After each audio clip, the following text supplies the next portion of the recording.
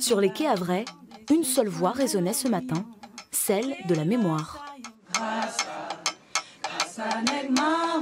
Pour la 7e année, la ville commémore l'abolition de l'esclavage. Aux côtés des élus, des élèves du collège Henri Vallon. La municipalité sensibilise les plus jeunes au passé négrier havrais, un passé longtemps ignoré. Il n'y a pas de honte ou de fierté, mais simplement il faut regarder son passé en face. C'est un passé qui est méconnu, parce que l'histoire du Havre est particulière, parce qu'elle est très marquée par les tragédies du XXe siècle. Et c'est vrai que vous interrogez des Français, ils vont vous répondre, ils vont associer Bordeaux, Nantes, voire La Rochelle à la traite et à l'esclavage, mais pas spontanément le Havre, d'où la nécessité de s'impliquer dans cette cérémonie. Au XVIIe siècle, ce sont près de 400 navires qui ont quitté le port du Havre, emportant avec eux 100 000 esclaves via l'Afrique vers le continent américain. Ces nègres n'avaient-ils pas des familles? Oui, bien sûr. Y ont-ils pensé? Non.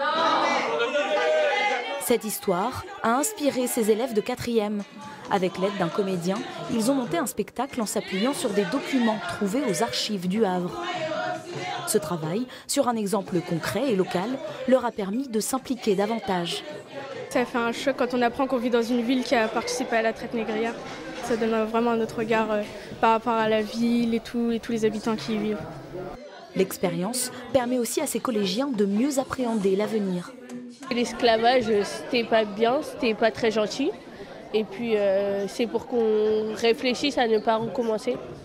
Connaître son histoire pour réagir dans le présent et puis en faire des citoyens responsables, actifs, voilà, des adultes futurs qui tiendront compte du passé. Un passé qui permettra à ces élèves d'exercer à leur tour leur devoir de mémoire.